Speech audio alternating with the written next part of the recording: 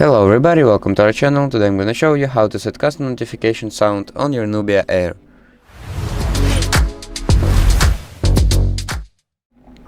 So basically, if you want to set any sound on your notification sound, you can download it from Google or from any other platform with music.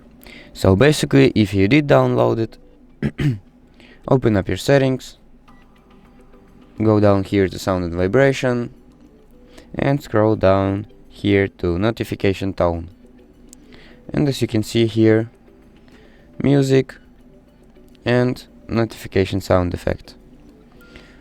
So choose effect you want to use, or sound or song, whatever, and click OK. So right now, as you can see, notification sound effect is my notification tone. So basically that's how you set a custom notification sound into your Nubia Air. So thank you for watching and subscribe for more.